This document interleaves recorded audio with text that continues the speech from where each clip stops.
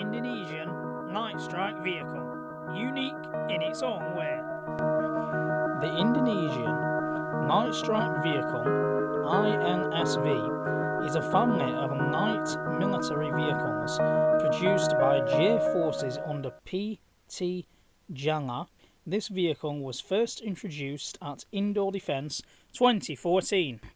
The ILSV is basically a 4x4 multi-role tactical vehicle built from the Toyota Hilux generation chassis. Apart from the chassis, other components taken from the Toyota Hilux are the engine, drivetrain and legs. The legs are only changed as needed, especially in the shock absorber without a suspension lift kit. As soon as I saw this vehicle, something screamed Toyota. I don't know if it's the shape. With the adoption of engines from existing vehicles, it is considered to make it easier in terms of spare parts and maintenance.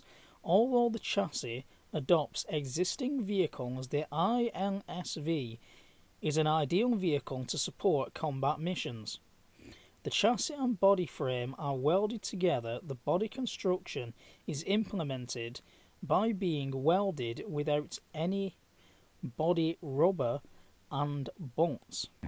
That unit, the chassis and body, essentially this vehicle is turned into a monocoque construction. The pillars that form the structure of this vehicle are hollow and seamless tubes. The weight of the soft-top version is estimated at 3.5 tons. The ILSV was first introduced at Indo Defence 2014 by PT Janga. PTDI, or Indonesian Aerospace, have high hopes that in the future Indonesia will be more independent in the defence industry. The type displayed in the exhibit is a soft-top type. It was displayed again at Indo Defence 2016, but this time with a bulletproof version with level 3 standard steel. This variant was developed from the Toyota Hilux and can carry 6 additional passengers.